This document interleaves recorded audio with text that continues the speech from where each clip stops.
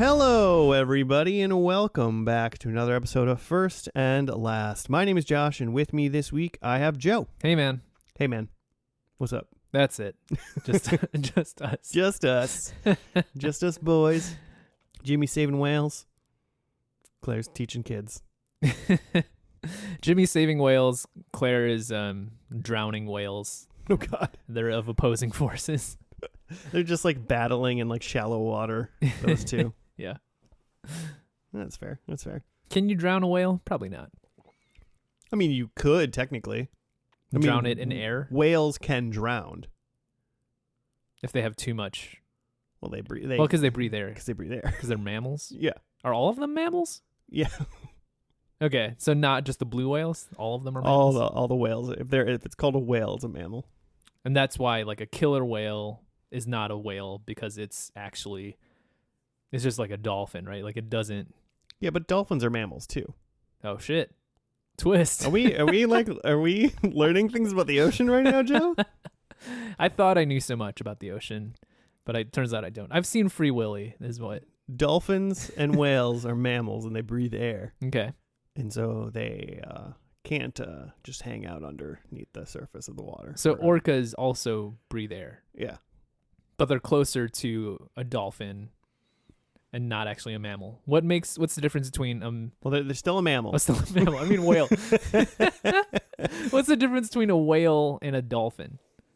Oh, I don't know. Okay. A whale's really big. Stay tuned. Well, not all whales are really big either. We'll find out. Beluga whales are like kind of the size of a big dolphin, right?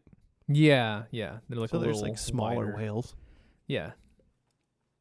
Maybe it's their diet. I don't know.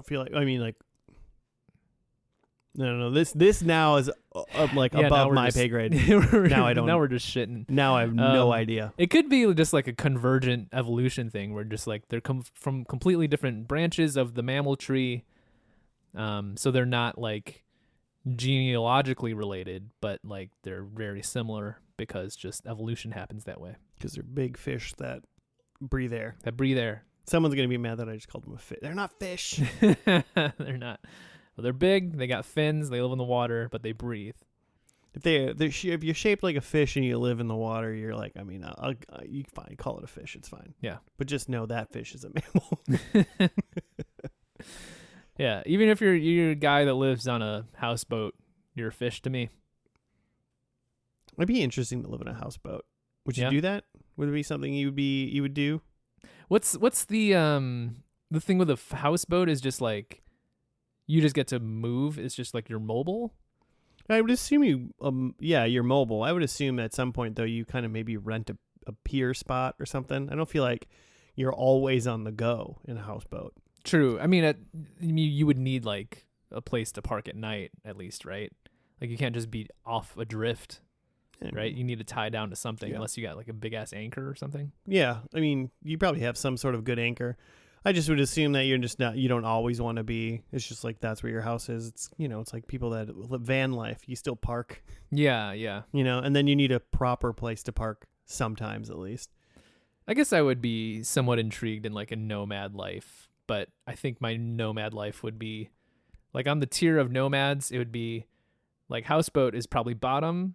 And then RV is like middle, but then top would just be like just short-term rentals in like different apartments and stuff. Your nomad life would just be actual buildings, and you just actual buildings. Stayed there for 6 months. And and just piecing out. That's my nomad life. Mm-hmm. Having random roommates. It would be fun if you were us being in the United States to have like a houseboat where maybe you traveled up and down like the Mississippi or something. Mm-hmm.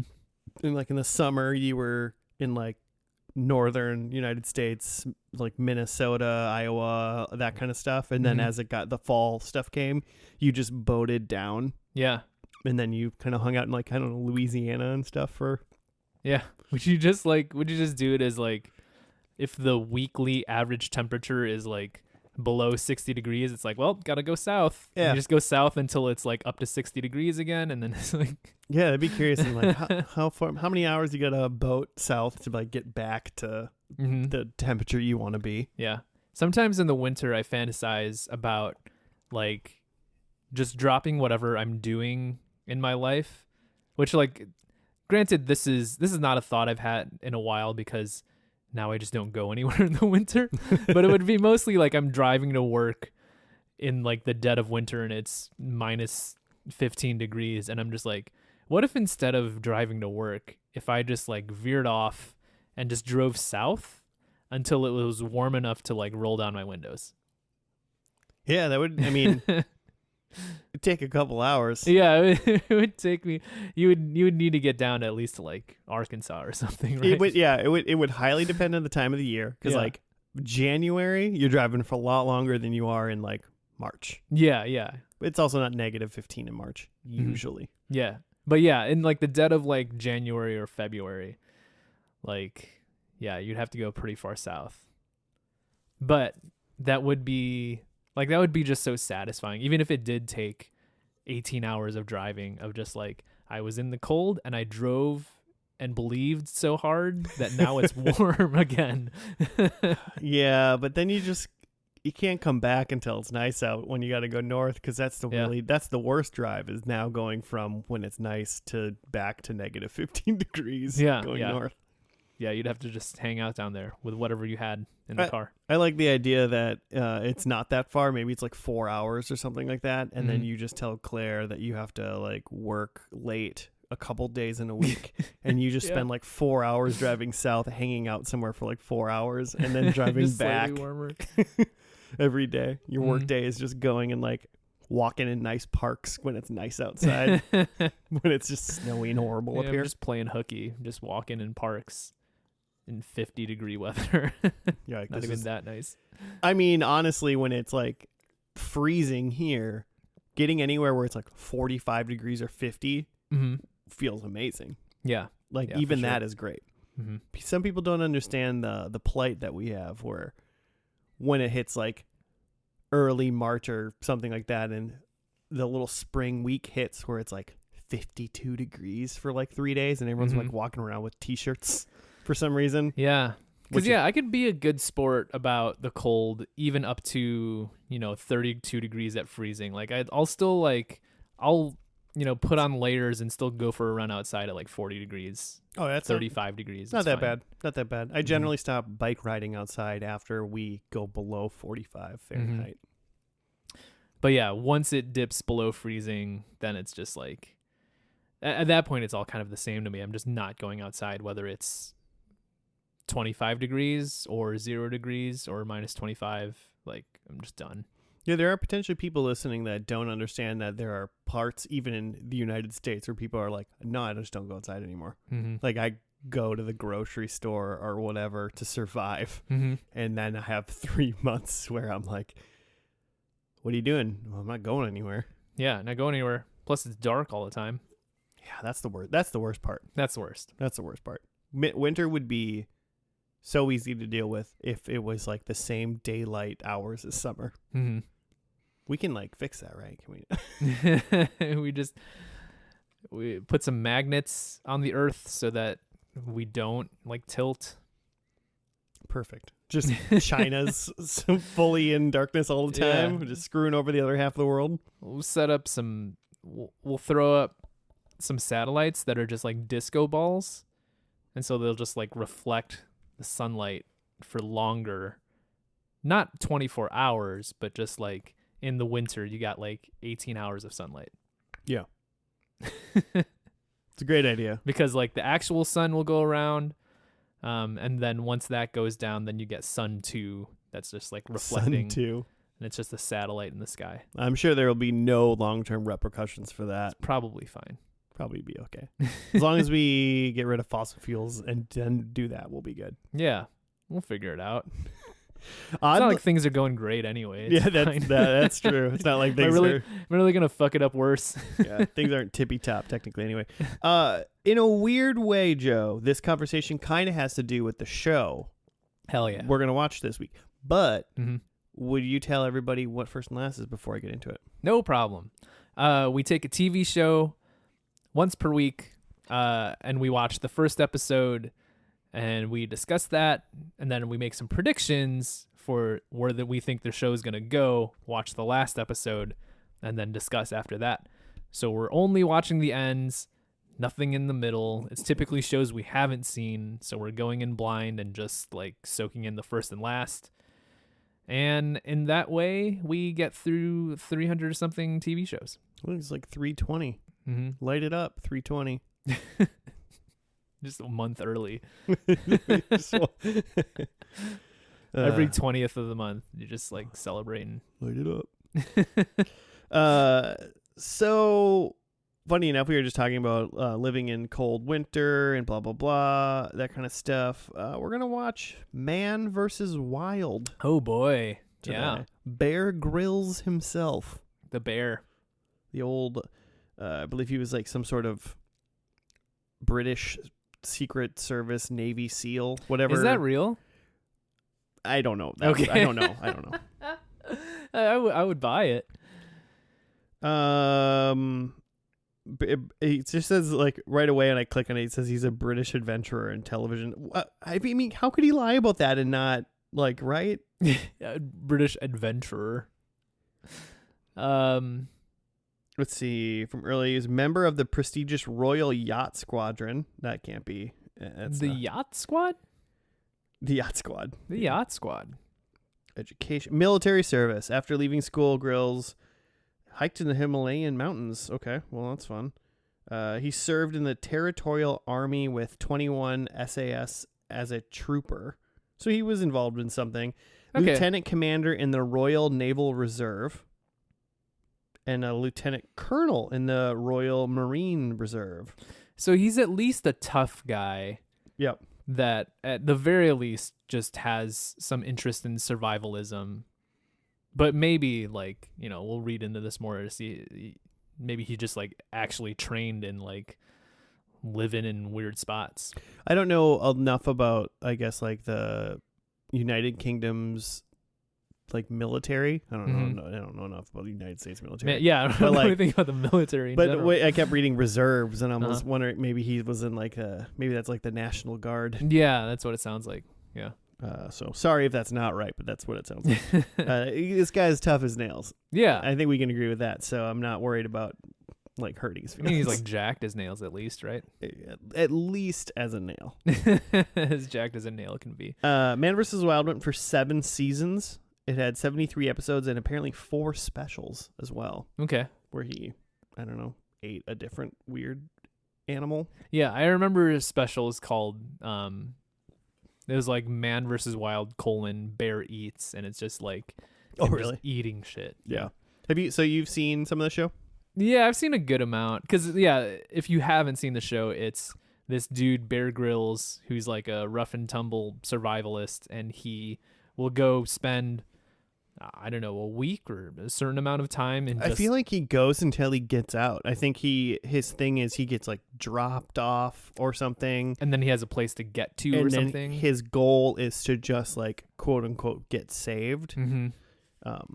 So yeah, he's essentially simulating like you're in a plane crash in the middle of Canada in the wilderness, and now you need to survive. And he's got man, now I'm confusing because there was another similar show, Survivor Man. That's the other was one of them too. Because Survivor, I think if I remember, Survivor Man, it was purely he's by himself and he's filming everything by himself. Yeah, he's like working the cameras and everything. Yeah, whereas like Man versus Wild, like he's doing it, but he does like there is a cameraman there. Yeah, well, because I've seen a handful of episodes, rando, of this show that was just kind of on, you know, TV.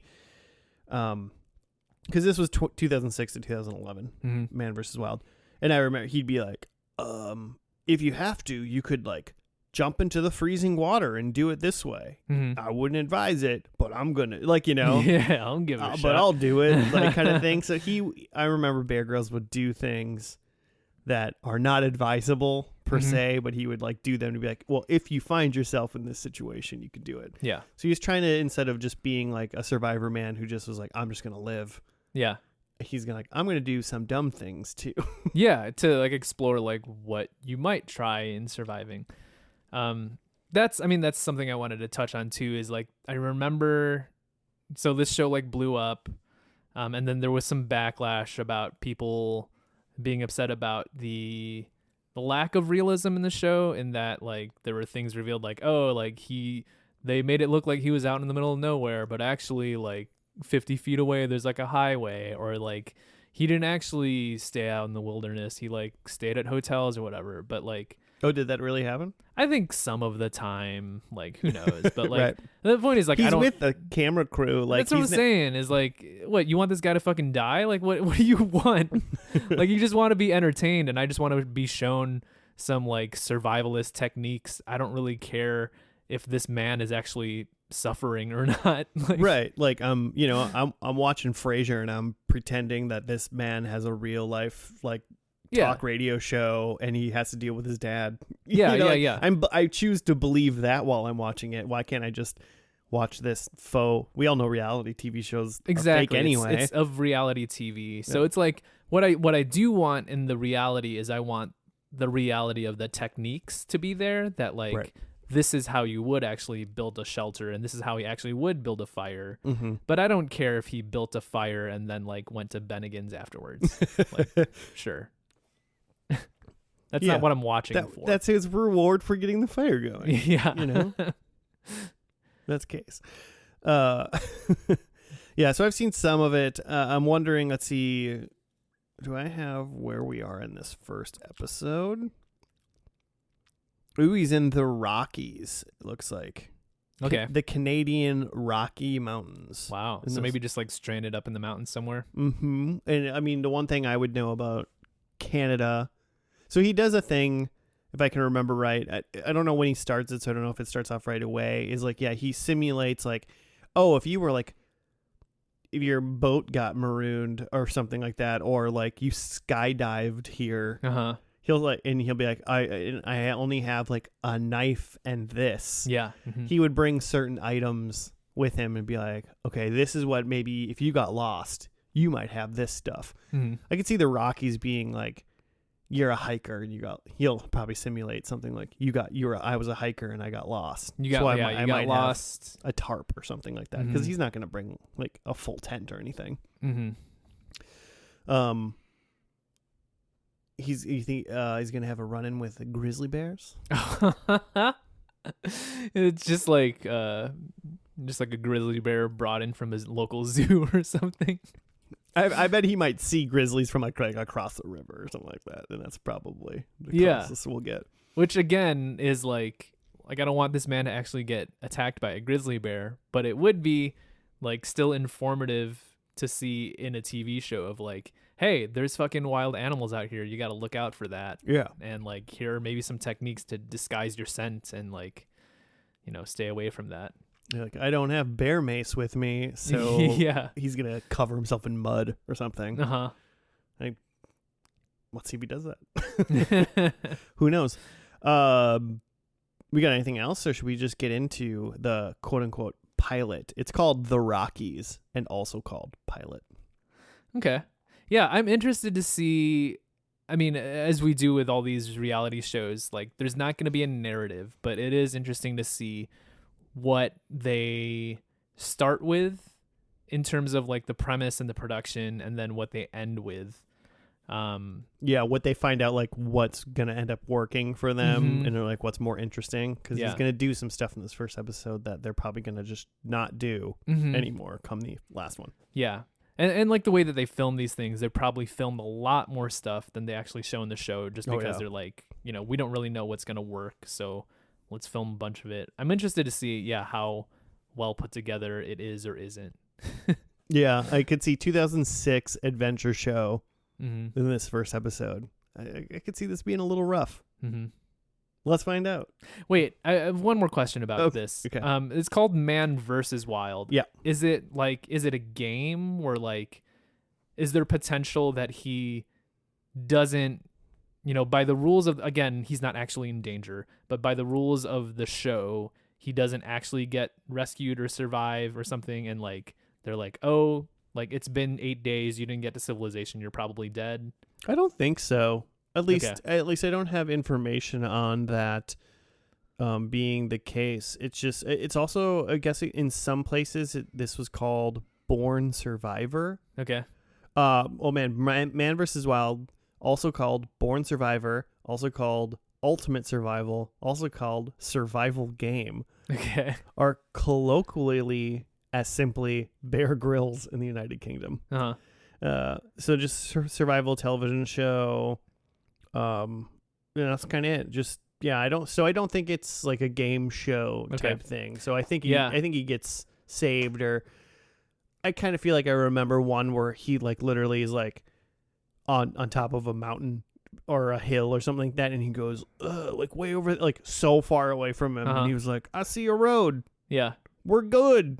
Yeah. All right. And he's like nowhere near it, but you can like see cars like far away. Yeah. He's like, we're good. Bye. Yeah. Like, so I just wonder, like, it would be interesting if there was some where it's just like, hey, like, I twisted my ankle, like, I'm fine, but like, I actually, like, I can't move anymore. In this scenario, you die. Yeah. In this scenario, I would have died, but also the producers are here, so I'm not going to die, but I failed this week. Yeah. Yeah, I mean, I know he's got like one or two cameramen with him that are like never on, but like they do climbing and stuff. Like they do a lot of hard stuff with him. So Yeah. I don't know what his big support is, but I also assume that he's probably got like a little base camp that kind of follows him a little bit with like producers, a couple other producers. But still tough outdoorsy people. Yeah. Let's see if he breaks his ankle in the first episode. The show's done in 15 minutes. He's like, well, this is how quickly you can die if you just don't watch your step. Godspeed. I'm going to go to the hospital now. All right. Okay, well, let's watch this first episode with Bear Grylls in the Canadian Rockies. We'll be back after that.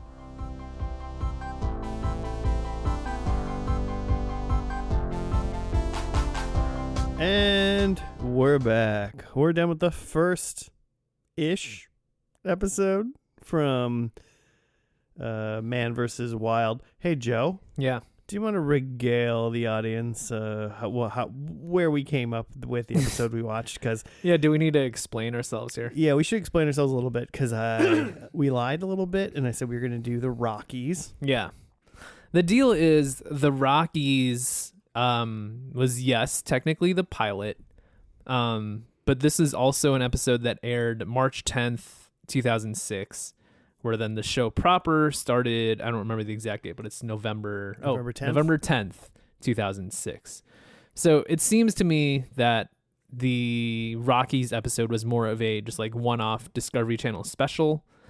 And then the show in proper started with this Moab Desert episode. Also, we could not find the Rockies episode, so we just went ahead with the Moab Desert episode. Well, and the Rockies one was in Canada, British Columbia, I believe. And then in season 5, episode 3, they actually go back to, and I quote, the Canadian Rockies, which would be the exact same place. Right. So it does truly seem like that first pilot Rockies episode was just like a one-off, like here's a proof of concept. Yeah.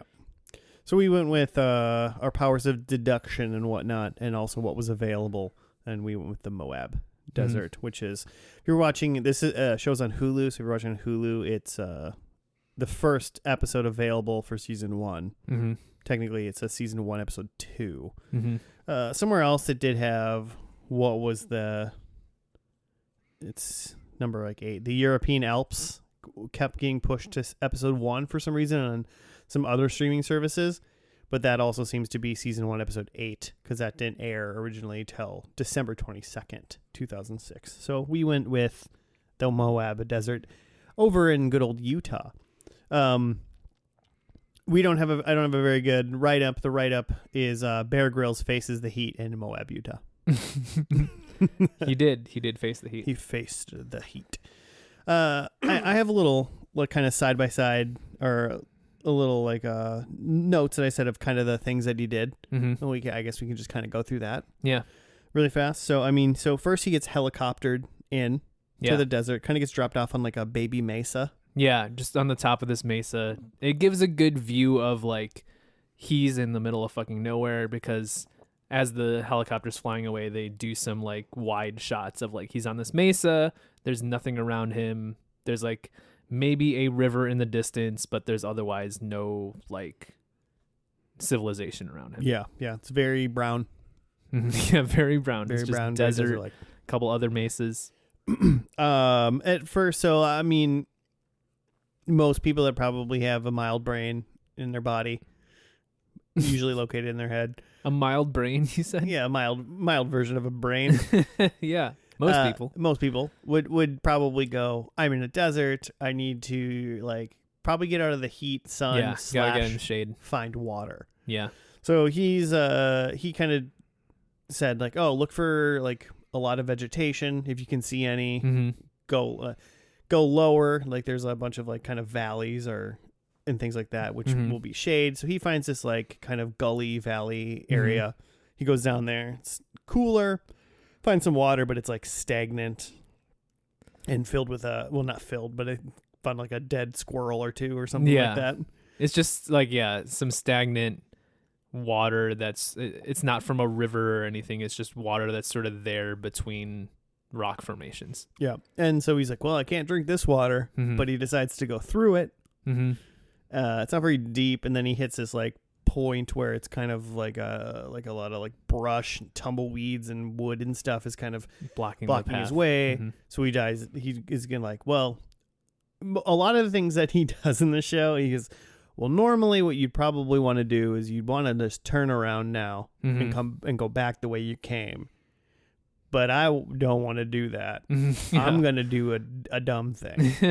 And so he decided he was going to dive under the water and swim under the blockage to get to the other side to see what he could find. Which the danger is that he was saying that the water is like something like 50 degrees or something. Yeah, he said it was cold. Yeah, it's cold, which is interesting that it's in the desert and it's still this cold. And that when you're looking at a blockage like this, you don't know how far you have to go underwater to swim underneath it. Right. And then also technically places like that they could have like flash floods since he's like in between two rock faces and there's not really any place for him to go. If it started raining, all of a sudden there's a flash flood, like easily could drown there. Yeah. But he swims under that. Then he on the other end ends up being like a dead end. And then he decides to teach us how to like shimmy up like a kind of a wall that you could easily, like you can kind of put your back to one side and put your feet kind of together. Yeah, if you're in a crevasse like this, that you could kind of climb up it.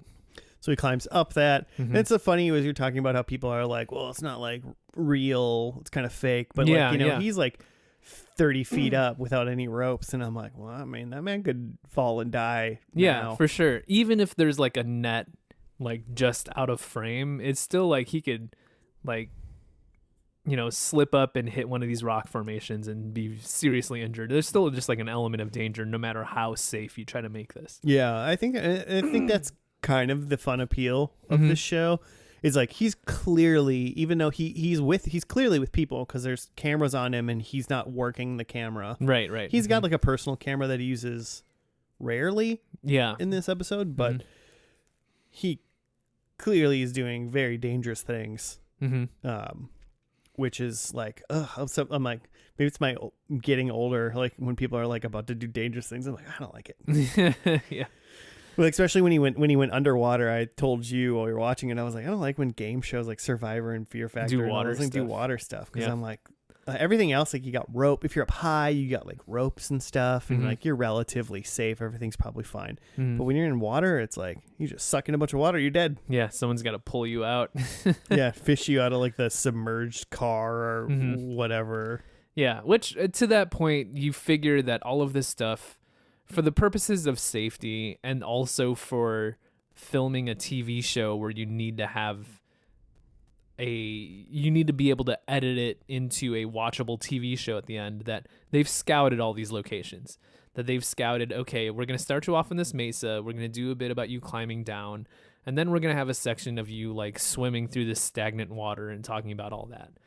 And that just makes sense for a TV show, but it doesn't make it less thrilling to watch him climb up this thing because like you could still understand that like him doing this swimming and doing this climbing is like physically difficult. Like I could not do that.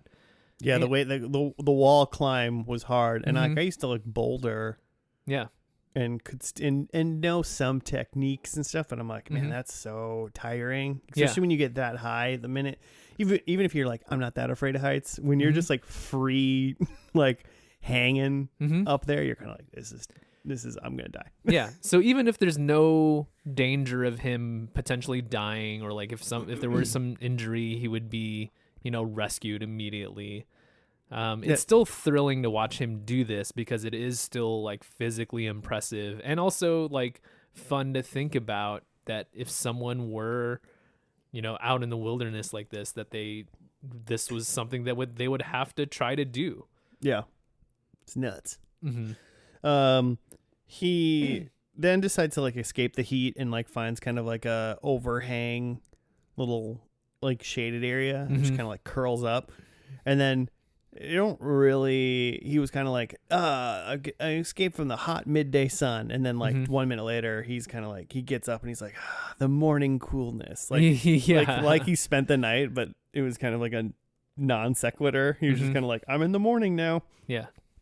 And then Which kind of makes sense because then they do a night thing later. yeah, I mean, they don't. Yeah, they deal with sleeping at night later Yeah. a a Mhm. little bit.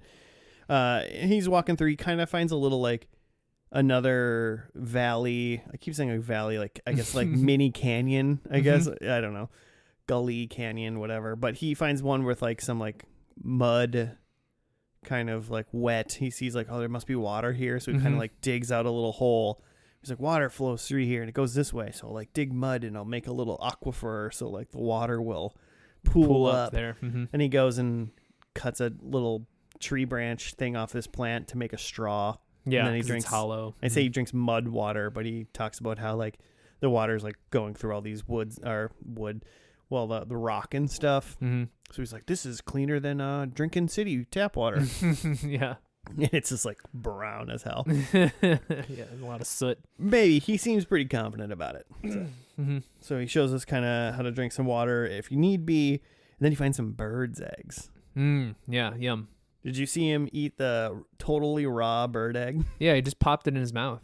He cracked it open, and ate like the yolk. Mhm. And then as the yolk was like sliding down his gullet, he shoved the whole egg shell Yeah. into his mouth and just ate it. He was Yeah. like, I was so hungry I couldn't help but eating it raw. Yeah, he said that, because he's hungry, there's also calcium in the shell, so like it's good to eat. Yeah, he said, interesting. You get these like little rando facts that are very interesting that he said all birds' eggs are safe to eat.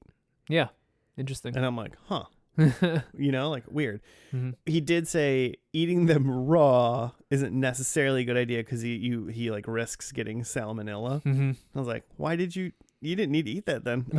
Yeah, he just went for the first one. He was so hungry. Yeah, but he found 2 eggs, and so Mhm. then he went and literally scrambled the next one on just a rock outside. Yeah, he just cracked it on a rock because it's so hot outside in the desert that it just fries up. Yeah, which is fun. Mm-hmm. I've never like cooked an egg in the sun. Yeah, I've never done that either. It seems like a fun thing to Yeah, do. it does seem fun.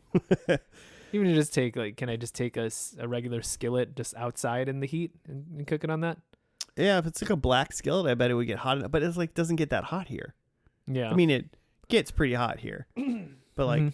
it's 100. He said it was like 120 degrees Mhm. there, so like that's a hot rock. Yeah. Like that's enough to cook an egg. He sees a snake, Mhm. which is like what did he call it? Like a midge rattler or something like that. Some sort of rattlesnake. Yeah. And then Poisonous for sure. I think his comment was, if this was a real survival situation and I was hungry, I'd eat the hell out of this guy. Yeah. But that's a protected species of snake. And Yeah. he was like, and I don't want to get sued. He didn't Yeah. say that, but we knew what he meant. Yeah. Yeah, he definitely gave the point of the snake was to introduce us to like danger out in the wilderness beyond just the heat and the lack of water. And that there's still, even though it's a desert, there's still like dangerous creatures out there. But yeah, interesting too that he was like, I could totally eat this. This is anything living out here is food. But I mean, I would have to be so hungry to probably go after something like a rattlesnake, which is like when you mess up, it bites you, then you die. Yeah. And I think what did he say his plan of attack was? It was like throw a rock at it. Yeah, to stun it. And then grab its like head and then just bash it. And then smash it. Yeah. And then smash the skull.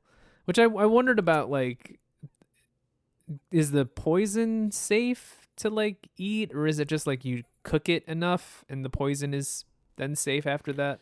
Well, it's probably, mind my non-biology knowledge, but it's like obviously the venom, because it's not poison. Joe, yeah, it's venom. It's through the fangs, and I don't know where like maybe the glands are that make the venom in it.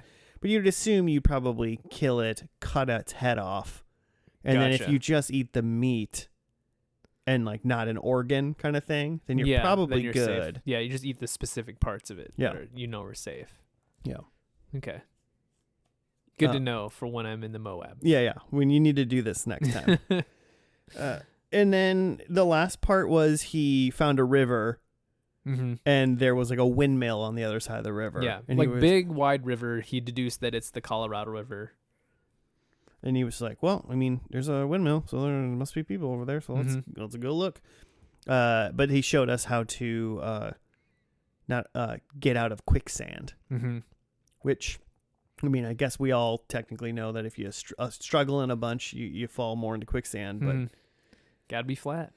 Just be flat. So like you treat quicksand essentially like you treat like thin ice. Sure. Yeah. You get like you get like down low and like wide. I suppose is kind of what you do.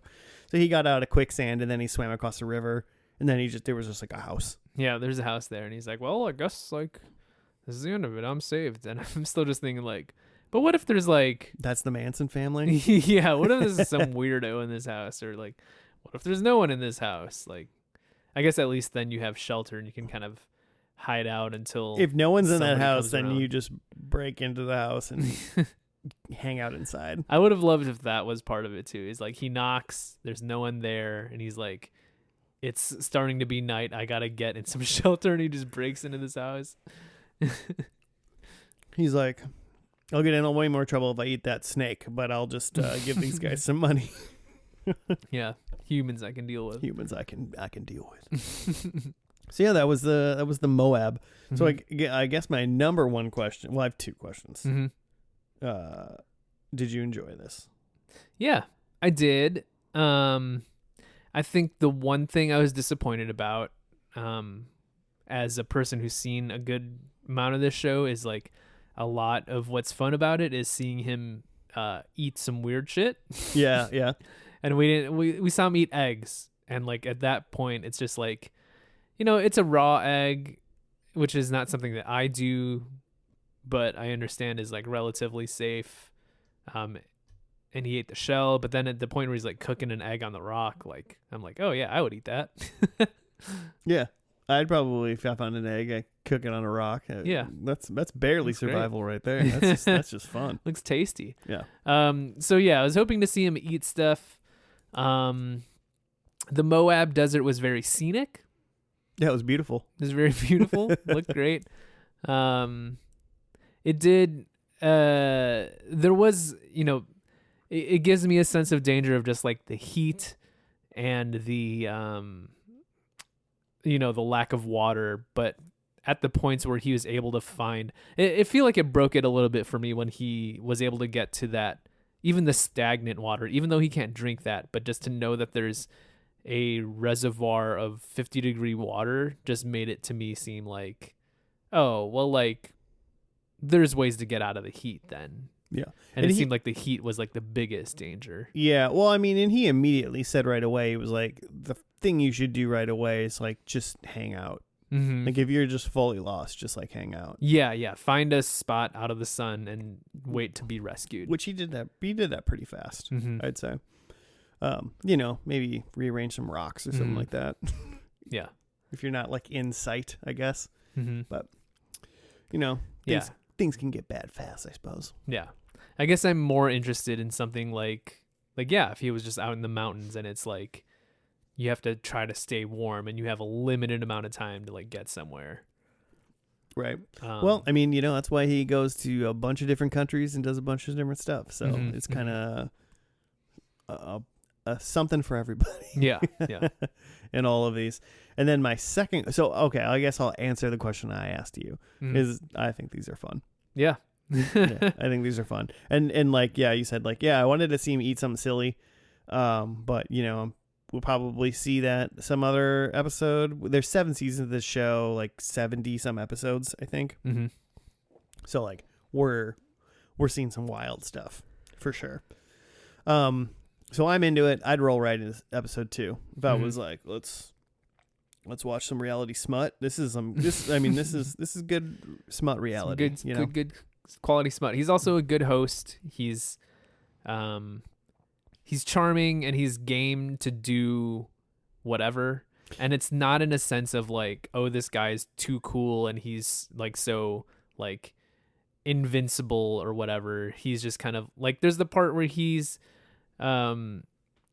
he's tied, he's ripped up his shirt and he's tied it into a rag around his head to like keep his head cool. And then like at some part later he's like, and another way to like keep your head cool is to just like, add some water to it. So he's like, I'm gonna pee on this rag and then it's gonna smell terrible because I'm like dehydrated, but like that'll help keep my head cool a little bit. Yeah. And it's just like, I just think that with another type of person hosting this show, like they don't want to be the piss rag head dude, right? And it's like episode 1, piss rag head dude. Yeah. But basically he's not too cool to do any of this stuff for the sake of showing you what it would be like if you were really desperate out there.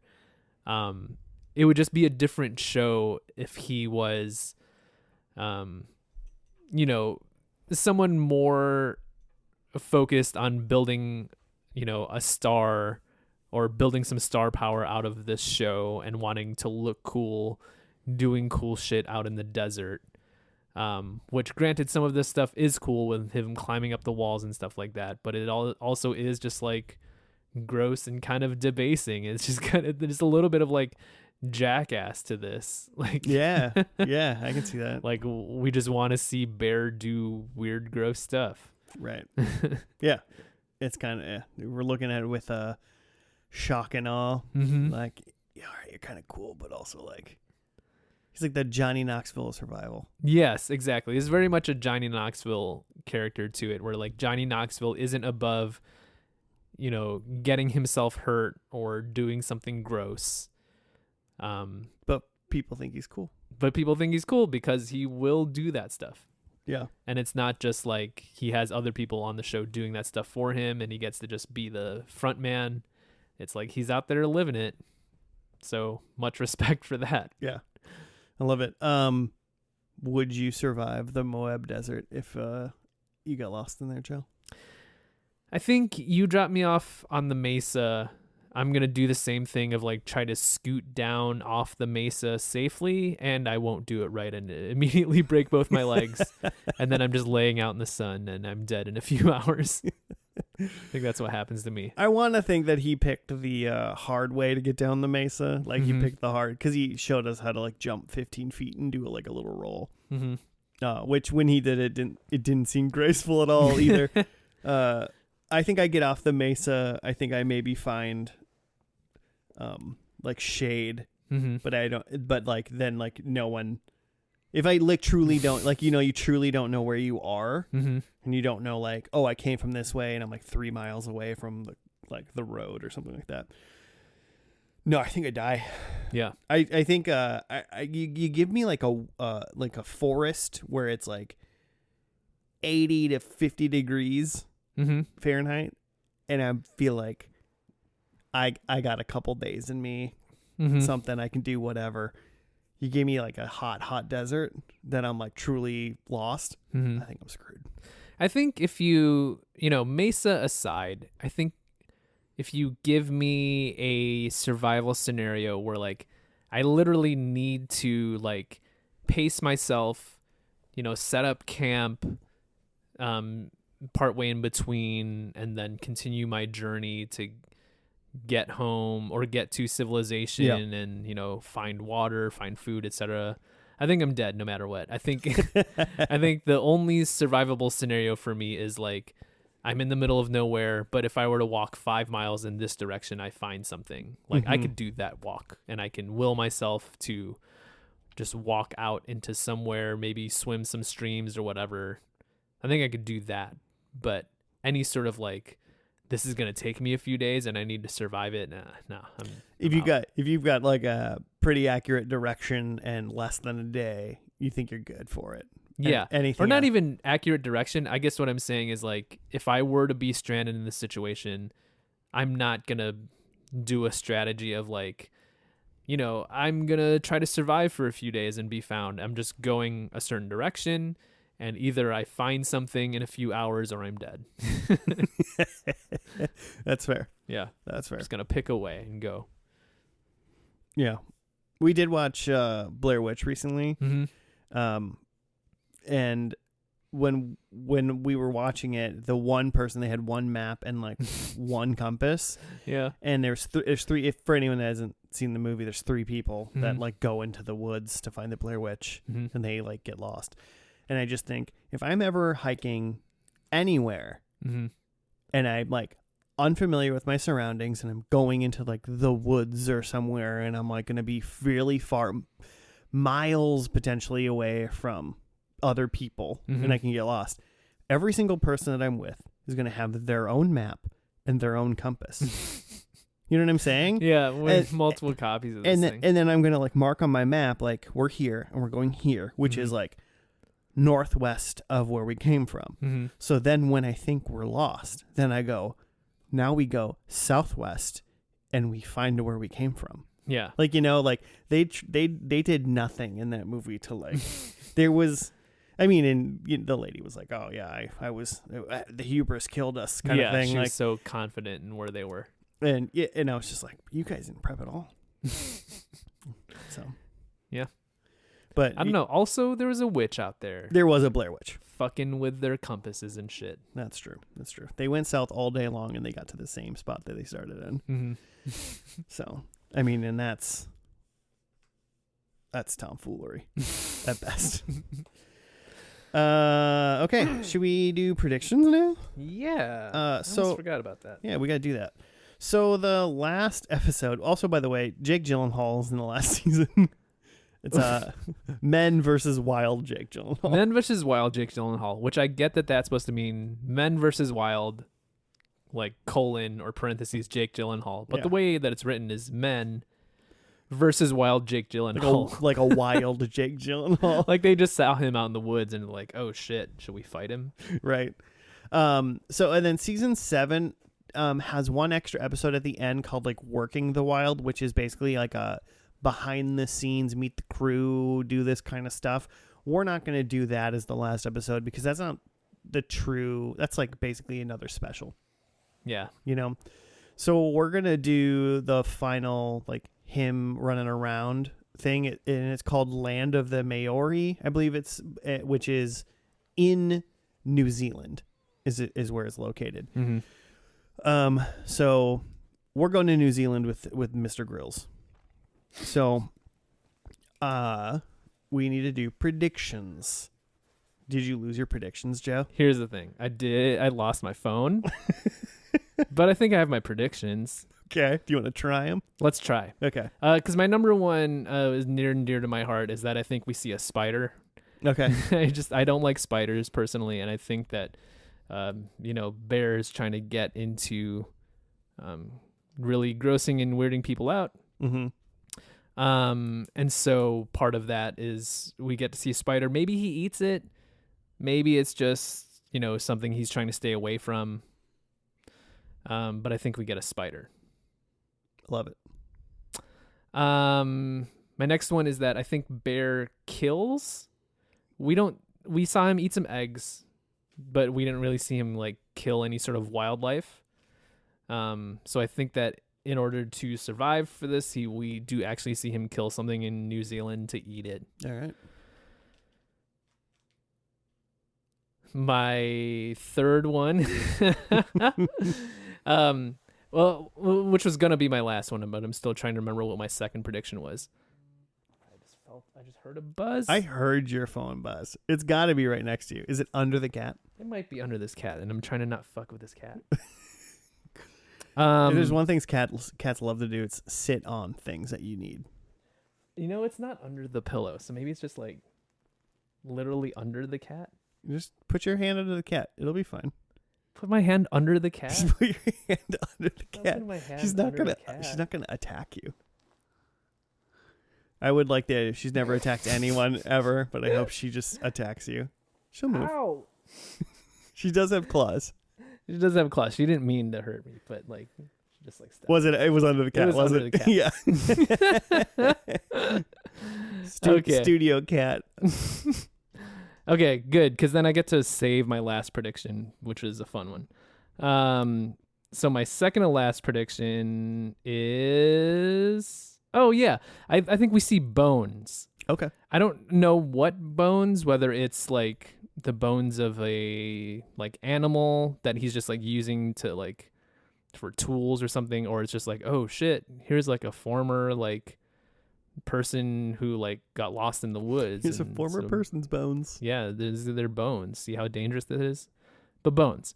And then my last one is that I think bear fails. I had like kind of talked about this in our intro that it would be interesting if like he like doesn't escape, quote unquote. Doesn't escape, quote unquote. Like again, he's not dying out here in the woods, but he's just like, you know what? Like I have tried to search in these like New Zealand woods and I don't know my way out. I think if I were to try to do this for another day, I would die. So I'm just going to call for help. I failed today. Nice. Yeah. Something like that. You're like, bear gets a compound fracture. Yeah.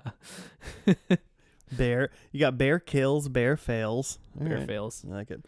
So those are your 4? Yes. I have 4 as well. So number 1, I think bear does a big jump. I think he's like, if you got to get across this crevasse and you don't got a rope, sometimes you just got to jump. Okay. I think he does a big jump. I'm into it. Number 2, similar to bear kills. I think we see him he eats a reptile. A reptile. Cool. Yeah. Okay. And I looked it up because I wasn't sure. Turtles are reptiles. Okay. I wasn't sure about that either. Yeah. Because I was like, are they amphibians? I don't know. I'm not smart enough to know that kind of stuff. They're covered in salmonella. Number 3, we're in New Zealand. So I think he makes a Lord of the Rings reference. I hope so. Just like, I bet this is where Sauron lives. I don't know. It's just like, this must be the Shire. Yeah, he's gonna do it. And number 4, I think he like builds a makeshift raft.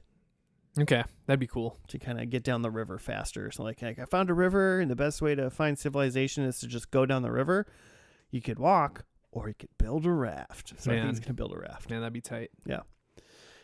So let's get into this final episode. Land of the Maori is in New Zealand. So we're going to go there and we'll be back after that.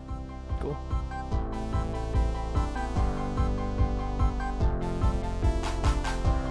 And we're back. We're done with the finale of Man vs. Wild.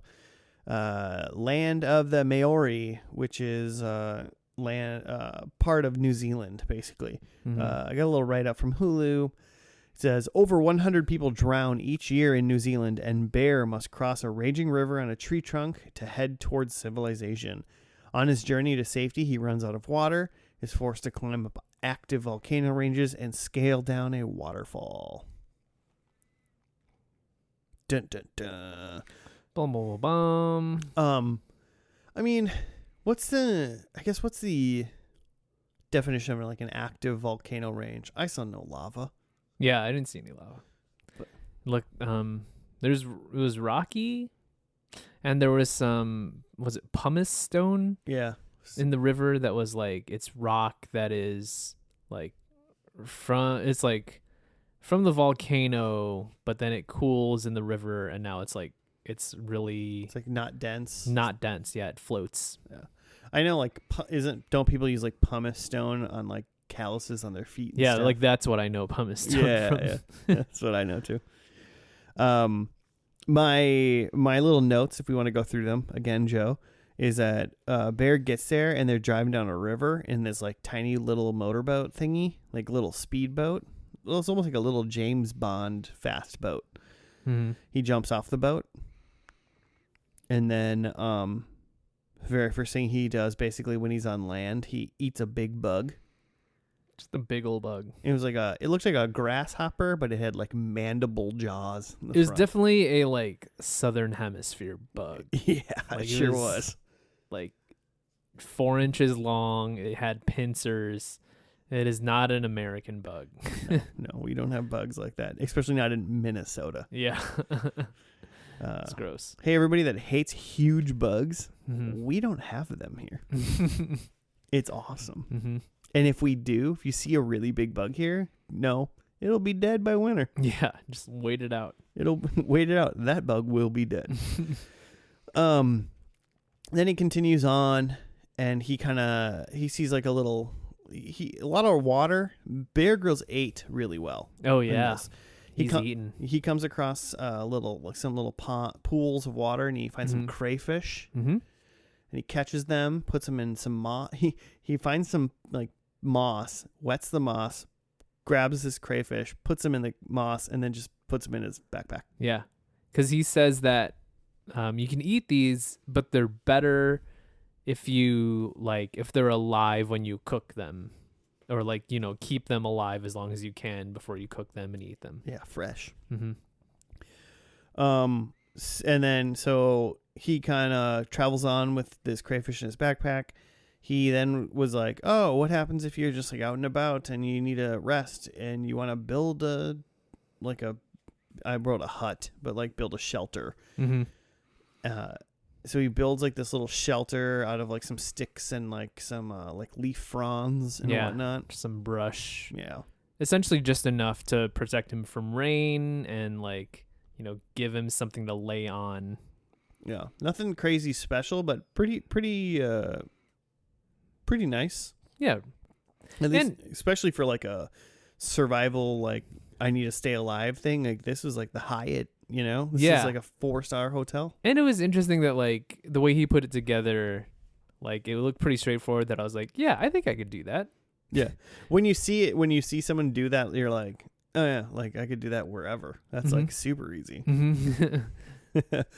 And then, but he also, where he builds a shelter, he's pretty close to like another river, and he finds this like dead, rotting animal. Yeah, that was gross. It was like a squirrel. Yeah, and he brings that over to the river, and he makes like this, like leaf or like plant, basically like a plant, rod and reel, like fishing rod. And he rubs the dead animal on the end of it, and he puts it in the water, and he fishes for eel, because he says the eel have really good sense of smell. And I'm an idiot, because when he was like rubbing it, I go, you're rubbing it on the thing, it's just gonna wash away. Yeah, that's what I thought too. I was like, is it really like, is that really gonna attract anything? But I guess it would. I mean, it worked for him. I don't know how you like fake that. Yeah, what he did. So he puts the like end of the like plant fishing rod that he made with the like scent of the dead animal on there.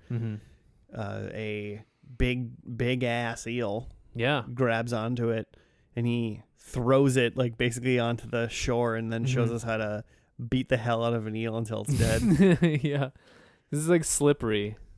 So like one of the first things he does is like throw some sand on it so you can grip it. Smart. Yeah. And then he says this thing where he's like, with like these animals, like when you like kill them, you have to like, it's always good to like feel it, to like show it respect. And I was like, oh, okay. You mean this animal that can't breathe air? Yeah, it's already outside just, of water, suffering, and you're just gonna hold on to it for a little bit. Just gonna hold on to it for an extra 5 seconds while it gasps for air and fights me. But then he kills an eel, and he cuts it up, and he makes a big old fire and cooks the eel. Yeah, he cooks some of it like directly in the fire, and then he wraps some of it up to like smoke it to save for later. Yeah, because there's just so much meat. Oh yeah, the eel was huge. Yeah, huge. Like I bet he like took some of that home with him after filming. Yeah, right. Well, he probably just fed his entire crew. Yeah. In reality. So yeah, and then the end part was just he came upon like almost like a kind of a quarry that was filled with water that had like a waterfall kind of thing, and he climbed down a vine. So waterfall is pretty tall. Yeah. Climbed down a vine, then got into some trees on like the side of the cliff. Climbed down those trees until he was close enough to the water where it was safe, and then he jumped down. Some would say he did a big jump down, big jump into the water, and then once he got out of the water, he found like a road. Yeah, and he was saying that from the top it would be too high of a jump to be safe. He said the water would feel like concrete. Yeah. So which is a no-no. It's a no-no to jump down that. No, concrete not good. Yeah, no concrete jump. Yeah. But yeah, that was escape. His escape was he found this road and then followed the road back. Yeah, and we didn't see it. And you were kind of like, I wish they would have like at least maybe had a trucker drive up or something like that. Yeah, because they did this in the first episode too, where he found a house and was like, I'm gonna go knock up on the door. But like, I wish they would have, even if it was fake, I wish he would have like run into a human, and then this human's just like, wait, you came from where? Yeah. Well, because like, even in the first episode when he saw that house and he's like, there's a house, I assume they were probably like, hey, people. Because I bet like he gets like, he gets dropped off in the first episode, he dropped off on the top of that mesa. And then it's just like, go south and then you're going to hit this house. Yeah. Across the color or whatever. Like, you know, he knows where his end. It's all fully scouted. There's this quote in the Wikipedia where he says like bear in mind that this is a worst case scenario show, and therefore of course the things have to be planned. Otherwise it would just be me in the wild and nothing happening. Because textbook survival says you land, you get yourself comfortable, you wait for rescue, you don't do anything. Yeah. It would be a very boring show. The show is how to deal if you fall into quicksand, if you get attacked by an alligator, if you have to make a raft. I get a really good briefing before we go. I know there's a big river there. There's going to be a great cliff climb. There's loads of snakes in those rocks. Watch out for the alligator. So I have a good idea of like 80% of what's going to happen. Yeah. Which like, yeah, I get. This is what... It's still TV. It's still TV, and like I want to see this stuff. I don't want to see... Like it's not a reality... Like it's not a game show to me in like... Can Bear survive out in like New Zealand? Like, no, I want to see him in specific scenarios, and I want to see interesting stuff, and I want to see interesting survival techniques, even if it is a little staged and planned. Like, this is what I'm watching for. Yeah, Bear, I think that's the like drive of seeing this show in particular is him like, it's like he said, it's a worst case scenario show. Yeah. So he's going to say like, oh, if you need to do this, I'm going to do it. Yeah. It's a demo. It's a demonstration of like these techniques. It's not it's not a documentary. Right. Exactly. There is a show, God, I think it's called Alone. Okay. I believe and it's been on for a while. And I don't know where you can find it, but one of the seasons on Netflix, but I think it's the one where it's like people just maybe it's I don't know if it's it's Alone or Alive. Honestly, it might be Alive. Okay. Because I try to look it up. Where they like it's a game. It's basically a game show or a camping show where they're like people are like I can survive on my own for X amount of like months, days, weeks, or whatever. And then they just put them all like somewhere within miles of each other, but they never interact. And it's just like they're alone and they have to like build a shelter and like survive, and they do it in different locations. So you get to see a few different people try to survive in the similar type of area. And they pose that one as it's like they're fully alone and they're like recording themselves totally. And then the people that are like their support are like off island or off where they are, so it would take like, oh hey, we can't be there for like 45 minutes, and they have like a sat phone and stuff, so it's not like true survival like that, and that really is more them like inner thoughts dealing with what they're doing, talking about how they're like, it's kind of educational. It's obviously still like super entertaining. Yeah, it's just yeah. entertainment. But this Bear Grylls show is Yeah, it's showing the worst case scenarios, like, showing stuff like catching an eel and shit, and like that you could potentially use a rotting squirrel carcass to get other food, even though you can't eat that rotting squirrel carcass. Right. Like, And I'm here to admit that I'm dumb enough and not knowledgeable enough to go, oh, I could rub something on a thing and like the scent still kind of like, I know you can go to a sporting goods store and you buy like a bait worm or whatever, and it's like scented. And I never went. I just trust that technology. Yeah. But then I see Bear Grylls be like, I'm gonna rub this plant frond on this dead animal, and the scent in the water from that is going to attract eels because they can smell things from hundreds of feet away or whatever. And I'm like, you just rubbed it on. You gotta let it sit in or something? Like what's going on? And he's like, yeah, just do it, man. Yeah. And I mean, he caught an eel, and it was crazy. And big old piece of meat. It's huge. Oh, so big. I've never caught a fish that big in my life, and I never will. Yeah, it's nuts. So that's pretty cool. Funny thing about this one was like he ate so well compared to the first episode, which is he's in the Moab desert. Yeah, there's nothing out there. Super hot and crazy. This one, I was like, he's just having like a great time. Like this is like a walk in a park. Like it's lush. There's water. I mean, it said he ran out of water, and I guess he didn't really talk about water too much. Was he fine with water once he found the eels? I think so, because that looked like pretty fresh water. Yeah, that seemed like fine water. Yeah. Because he tried to have water before, and he was like, oh, that tastes like, it's like burning. It's like sulfury. Yeah, by the volcano or whatever. Yeah. So he didn't drink that, but like he found eel water. Yeah, the eel water's great. And it seemed like he was fine there. He really just seemed like he didn't have any. There was the difficulty of this one was like a 1 out of 10, and the Moab was like a 9 out of 10. Yeah. But especially because of just like you're immediately dropped there, and now you're like dealing with the heat. Yeah. But this was fun because it like I got to see him. We wanted to see him eat stuff, weird stuff. He ate a bunch of weird stuff. Yeah. And he kind of got to just be like, oh, yeah, I have time, so I'm going to show you how to build a little shelter. And I have time. I'm going to show you how to catch an eel with a plant. I mean, there's cool, like, it wasn't as dire, but there's, like, cool techniques that he's showing, like, catching that eel, even the crayfish of, like, showing how you preserve these for later because it's better if they're still alive when you cook them. And then the way he cooked them was he found like this like hot spring and then like boiled them in like his sock. Yeah.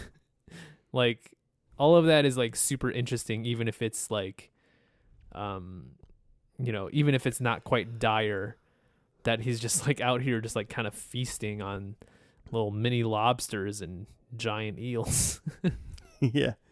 Yeah, man had a smorgasbord of seafood. Yeah. He's having a great time. It would be great if at the end he was just sort of like, all right, there's a track up there, but kind of having a great time out here. So I'm just going to like keep cooking and just do a little camping trip for the next few days. Then I'll go find civilization. Yeah, right. He was like, well, I could leave. Yeah. But I got plenty of time, right? Them's good eating. You guys want more eel? Should we get another one?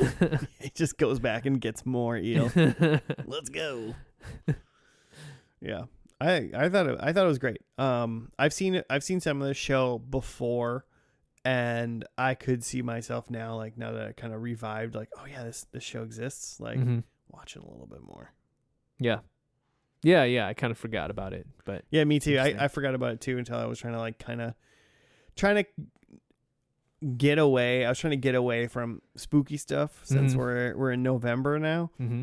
But also not get too, ease us back into something. So like survival's a little spooky, right? Yeah. I mean, there's definitely parts of it that were kind of gross. Yeah. Watching me eat that bug, and then he didn't like eating that bug either. No, he said it tasted like death. He made some joke about like that these bugs like predate the dinosaurs or whatever, and he's like, it tastes like it predates the dinosaurs.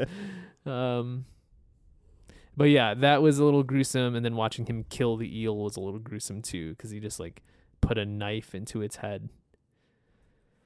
Yeah, he really rocked that eel's face. Yeah, but worth it for all that meat. Worth it. Yum yum yum.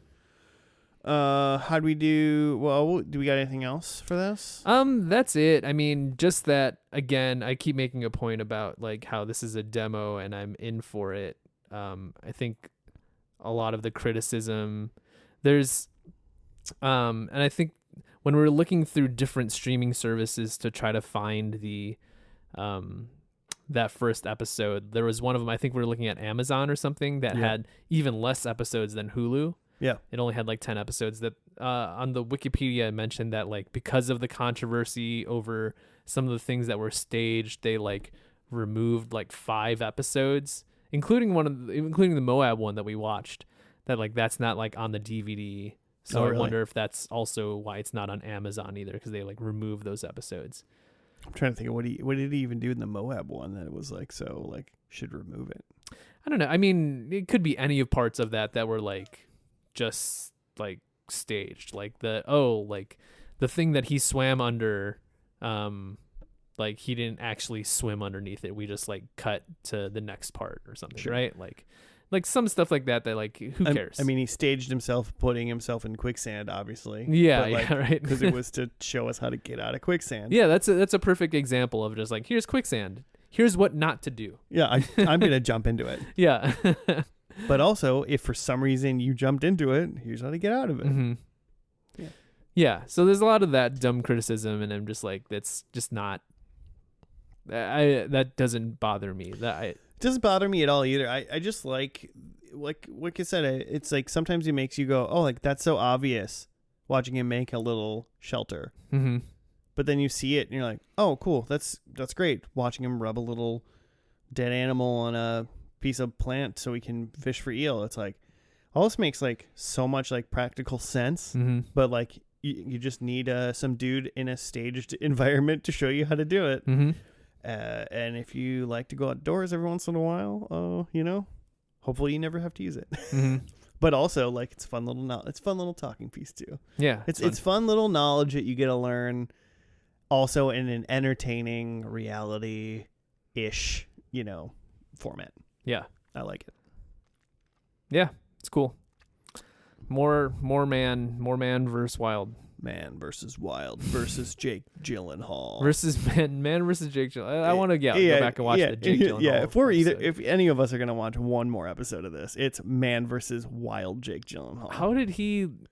Like, why Jake Gyllenhaal? Like, is he just like a fan and was just like, hey, can I come? That was like 2011? Mm-hmm.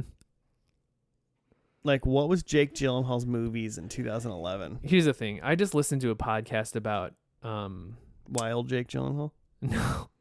I just listened to a podcast about Zodiac. Oh, yeah? The movie or the killer? The movie Zodiac. Which came out in 2007, and that was in the midst of him really breaking out. It was like, I knew about Jake Gyllenhaal before he was cool because I love Donnie Darko. Yeah. So there's like Donnie Darko, which is like kind of an indie hit, and then it's like that's 2003. Yeah, Brokeback, which I think was 2006, was kind of his like big breakout, and like he's filming Zodiac while Brokeback is out. And so that's 2006, 2007. So by the time 2011 rolls around, it's like he's like the big shit. Like it didn't quite pan out, which happens with a lot of actors, but like by like Brokeback and then Zodiac, it was like this is like the next big actor. He was in Jarhead in 2005. Mm-hmm. Yeah, Brokeback was 2005 too. Mm-hmm. Funny enough, as I just saw, what is the one after? I mean, he had tons of movies in between that, but like I remember Nightcrawler. Did you ever see that one? Oh yeah, that's a fucked up movie. That's not until like 2014. Yeah. So that's crazy. Mm-hmm. But yeah, I mean, Jake Gyllenhaal's awesome. Mm-hmm. He had that Okja movie, which is that one about like the big pig or something like that. I have not seen that. I haven't feel seen. like I've seen the I haven't poster. seen either, but I feel like it's What's gonna be weird. so like? What's after Zodiac? Like what's around 2010, 2011? There's one 2010. What was it? Prince of Persia. Ah, okay. his video game movie Yeah. before he was in Spider-Man, which is Yeah. comic book movie. Uh-huh. Looks like he was in a Jamie Foxx music video in 2009. A Jamie Foxx music video. Great. He was in a Lonely Island music video. I ran the country. I ran so far. Zodiac was 2007. Rendition. I don't think I even know what that movie is. I don't know either. I'm unfamiliar with Rendition. And that came out in 2007. He really didn't do any other movies until 2010. Well, Brothers. Do you know what that one is? While on tour in Afghanistan, Sam's copter. He did like a bunch of like War movies. war movies, Huh. like Yeah, I don't know Jarhead, Brothers. yeah, all that stuff. And then 2010 was Prince of Persia, Love and Other Drugs, and Source Code. I remember that. I movie. already remember Source Code. Yeah. Yeah. Source Code is that's the one where he like dies or something, right? And he's like comes back. Yeah, they have some technology to be able to send him back in time to try to solve a crime or something. I was like on a trip or I was like just in someone else's house in like a different state Mhm. or something. And I was like just alone that night. So I watched Source Code like by myself. It's a great movie. It's a good movie. I was like, I've never heard, and this was probably a couple years ago, Mhm. well after this movie came out. And I was like, this movie's great. So you said that was all 2010. Yeah. So if this Source is Code's 2011, but yeah. okay, well, because his appearance on Man vs. Wild is 2011, Mm-hmm. which leads me to believe that that's his appearance isn't to promote any of these movies. It's just like he just kind of wanted to be on the show, or like Yeah, man. He was just like, hey, I like going outdoors. yeah. And they're like, you guys kind of know who I am, right? Because it's like none of those movies have anything to do with the outdoors anyway. Yeah. Well, and then we can't forget the movie that haunts us to this day, Prisoners, starring Hugh Jackman and Prisoners. Jake Gyllenhaal. That movie looks great. That's 2013 though. Hmm. So, listeners, we see this movie like presented to us every week that we record this episode on like Netflix. It just kind of like, if you let Netflix sit, it just shows you thumbnails of movies, and we see this Prisoners thumbnail with him and Hugh Jackman all the time. Yeah, And Jake Gyllenhaal, Hugh Jackman. It's got to be a good movie, right? it's got to be. And we've seen it for months and months and months. None of us have ever watched it. Yeah, the Probably over a year. the like art or screenshot that they show is like it's like Jake Gyllenhaal sitting in a car and like Hugh Jackman is outside of it like looking at him upset, and I'm just like, I want to know what's going on there. Yeah. But not enough to remember 5 minutes after we're done recording. Yeah. So maybe later. Let's go to predictions. Let's finish this up. Yeah. How'd you do? I think I got a couple. Let's see. I had Spider, not quite. It was just a It was like the most terrifying grasshopper you've ever seen. a gross ass bug. So no. I had Bones, which there was, a rotting squirrel, but not bones. There was like fur and meat. Yeah, fur and guts, but no bones. So not quite. Bear kills, which he definitely did. Yeah. Bear kills. Bear grills. Bear grills. Bear eats. Yeah. So point for that. Yep. And then I had Bear fails, which he didn't. I think that would be a cool premise. Maybe they do like one last Man vs. Wild, and like they like, because it's the last one, they stage him failing. The last one, and he goes, "What if you're stuck in the Australian outback, but both your legs are cut off?" And he cuts his own. Yeah, and then he just ends there, and he's just like, well, goodbye, audience. And that's how Bear Grylls died. Yeah, that's it. That's it. So 1 for me. All right. I said he does a big jump. Yeah.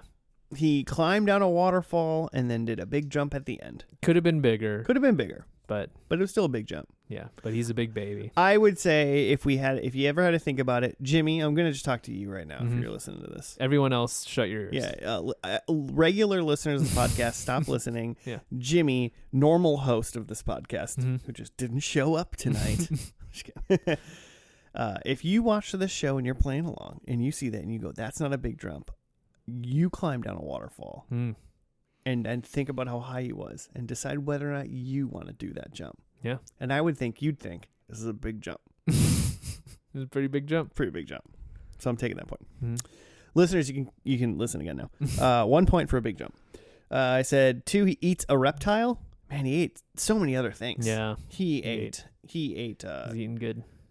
It just, I mean, technically not seafood, but you would call it that. Yeah. He ate fish. He ate crustaceans. Is that what a crawfish would be? Crayfish, yeah. And a buggy. And a bug. But no reptiles. Number 3, I said Lord of the Rings reference.